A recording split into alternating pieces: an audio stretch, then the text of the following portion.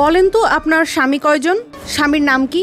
ঢাকা মহানগর পাবলিক প্রসিকিউটরের করা এমন প্রশ্ন শুনতে হয়েছে সাবেক সংসদ সদস্য মমতাজ বেগমকে। মমতাজের বিরুদ্ধে করা হত্যা মামলার শুনানিকালে আদালতে এ প্রশ্ন করেন পাবলিক প্রসিকিউটর ওমর ফারুকি। ফারুকি বলেন, মমতাজ বেগম সাধারণ রাস্তা থেকে পার্লামেন্টে গিয়ে পৌঁছেছেন। পার্লামেন্টের মতো পবিত্র জায়গায় গানের জলসা বসাতেন, বিরোধীদের বিরুদ্ধে অসম্মানজনক বক্তব্য দিতেন। তার মতে মমতাজের মতো মানুষেরা মেম্বার হওয়ারও যোগ্যতা রাখে না, তারা সংসদ সদস্য হয়েছে ভোট চুরি করে। এ সময় তিনি মমতাজের উদ্দেশ্যে বলেন, সংসদে দাঁড়িয়ে জিয়াউর রহমান খালেদা জিয়ার বাপের নাম জানতে চান, বলেন তো আপনার বাপের নাম কি, স্বামী কয়জন, স্বামীর নাম কি?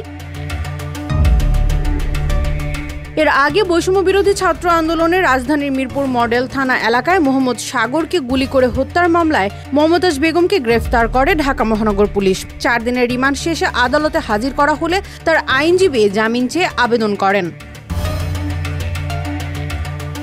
এ সময় জামিনের বিরোধিতা করে উত্তপ্ত বাক্যবাণ ছুড়ে দেন ঢাকা মহানগর পিপি ওমর ফারুকি। পরবর্তীতে শুনানি শেষে জামিন নামঞ্জুর করে মমতাজ বেগমকে কারাগারে পাঠানোর আদেশ দেয় আদালত।